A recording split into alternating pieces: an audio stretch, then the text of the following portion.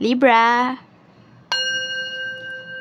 Welcome back po dito sa Daily Dose of Tarot 111. Kamusta ka? I hope nasa mabuti kang kalagayan, pampisikal, mental, emotional, o spiritual man yan. Ang video po natin na ito ay para lamang sa mga malalawak ang kaisipan. Kaya kung di po kayo makaresonate dito, try nyo pong panoorin yung inyong other signs, Moon, Rising, and Venus. Wag lang po kayo laging nagfo-focus sa sun sign po ninyo.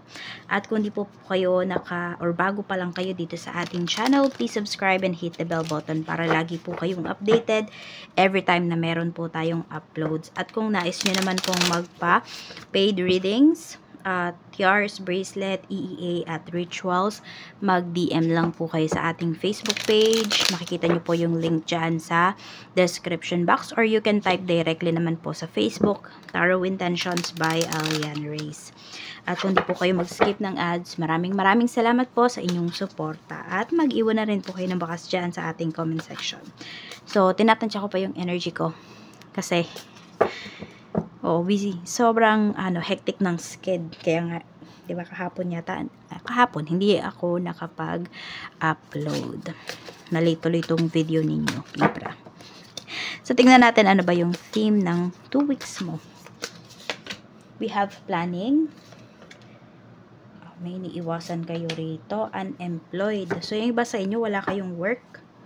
Or nahihirapan ba kayong maghanap ng trabaho? Some of you kasi, pwede po na hindi ko po nagiging mapili ba kayo pagdating sa trabaho. Ayan, or may mamimiss ka po rito na tawag. So, ayan, kung kayo ay nag-apply ng work, bantayan nyo po yung email ninyo or yung phone ninyo. Or sabi natin, wag nyong isa-silent. Para kung may tumawag man po sa inyo, masagot nyo po kaagad. Kasi, pwedeng very important talaga yung tawag na yun or yung message na yun.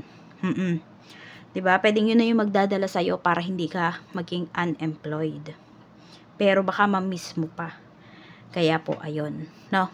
Maging prepared po kayo rito. At yes, meron din pong pinapakita rito na kung kayo naman po ay nag-a-apply talaga ng work, medyo mahihirapan po kayo. May mga blockages po kayo rito. Or may mga nambablock.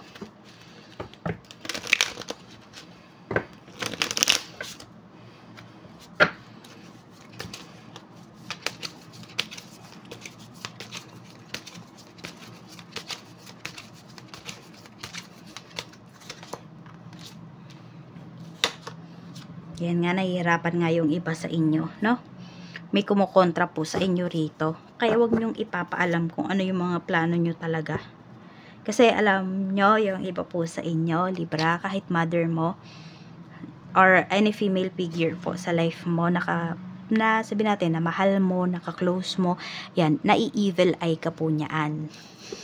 Pwedeng alam nung tao na yun, or pwede rin namang hindi. Pero ayun nga po, manahimik muna po kayo kung ano man yung mga plano po ninyo. Ano yung positive energy? Okay, we have Knight of Swords, Ace of Swords, and we have Nine of Cups. Ayun nga po, kung nag-apply kayo ng work, huwag nyo sasabihin na may hinihintay kang tawag dito sa taong to, no? Kasi, yung positive energy na to, pwedeng maging negative yan pag sinabi mo sa kanya. Ayan po, may marireceive po talaga kayo na call or message. And you will be very happy about it. So, more on trabaho yung nakikita ko dito. Sabi nga, yan daw, grab nyo daw yung opportunity. Huwag na kayong magselan. Huwag na kayong masyadong mamili. Wala talaga kayong mahanap na work kapag ganun.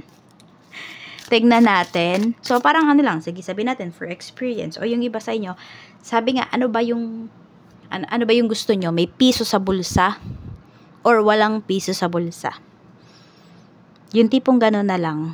Yes, mahirap talaga maghanap ng trabaho ngayon eh. Pero yun na lang yung isipin po ninyo. Ayan. Ano lang yun Siyempre, hindi naman piso lang yung gusto mo na meron ka sa bulsa. But, meron ba o wala? Ano yung gusto nyo? Negative energy. We have the Sun. Ayan mga plano nyo talaga to eh. May sumisira talaga. Some of you, hindi mother mo to. Pwedeng friend mo. Oo.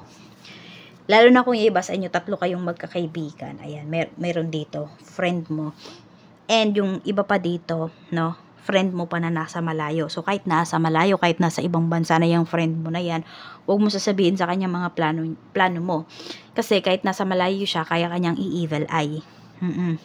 Basta, yun lang nakikita ko dito, Libra. Madaming nag-i-evil eye sa'yo.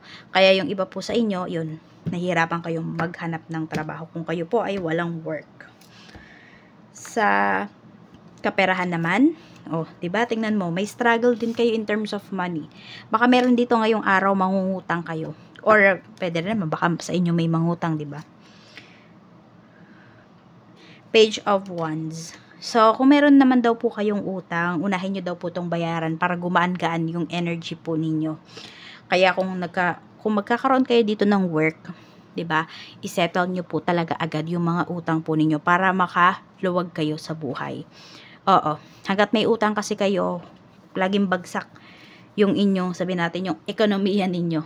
Ekonomiya talaga, no? Yung future po ninyo, mahihirapan kayo talaga. 5 of Swords. Ingat ka rin dito kasi baka may manloko naman sa'yo pagdating sa kaperahan. Kaya mag-iingat ka. Or baka nga patuloy kang niloloko nung taong to pagdating sa pera. Oo. Sabihin na lang natin, may mga tao po dito sa paligid mo, Libra, na walang awa talaga sa'yo.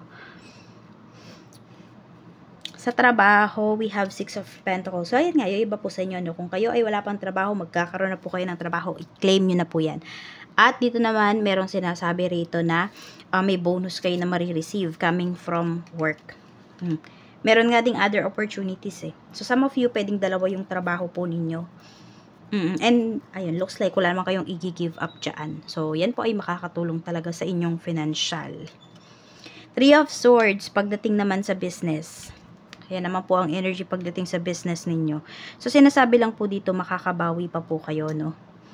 Kaya lang, mag-iingat na kayo ngayon. Doble, triple ingat na kayo pagdating sa inyong negosyo. So, hindi na po kayo dapat maging mabait talaga. No? Sabihin natin, baka may kakilala kayo, laging, diba, laging bumibili po sa inyo.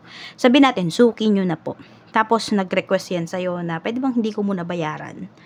Ay, nako. Tapos malaki yung transaction or malaking halaga yung perang involved dito. Dahil nga, may tiwala naman kayo, yun po, pumayag kayo rito. So, baka maging dahilan yan, baka malugi yung business po ninyo.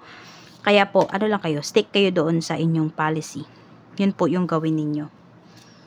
Ace of Cups. Huwag po kayo mag-alala kasi kung nagkakaroon kayo ng problema dito sa inyong negosyo, huwag daw po kayo mag-alala, makakabawi pa kayo. More blessings pa ang paparating para sa inyo. May struggle lang talaga. And yung struggle naman na yun, pwede mo yung maiwasan. Kung ayaw mo dumating na yun, ayaw mo nang ma-stress, iwasan mo po yan na maging mabait dun sa kliyente kahit na po na yung kliyente na yan ay suki nyo na. Kapag money involved po at involved dyan yung inyong negosyo, payment first policy po kayo. Check naman natin ano yung blessings na paparating para sa'yo. Blessings na paparating po kay Libra.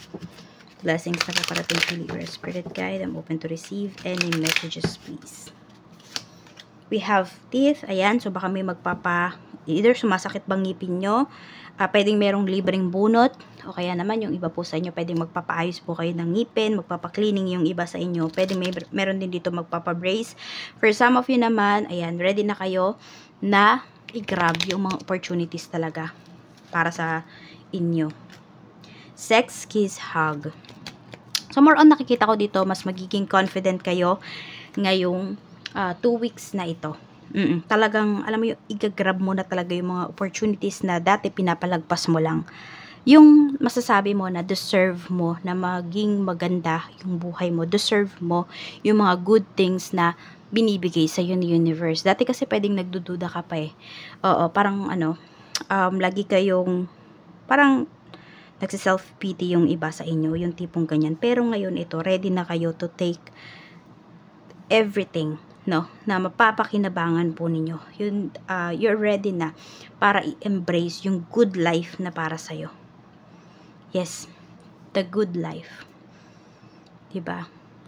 You are blessed, Libra. Pero for some of you kasi, ayun, siguro may mga na-sacrifice kayo at yun nga, may mga nag-i-evil eye kasi sa inyo rito. So, ayun lang po. Embrace nyo na yung positive energy. Embrace and be grateful sa mga blessings na paparating sa'yo. ngayong 2 weeks time. Maraming salamat po and ingat kayo always.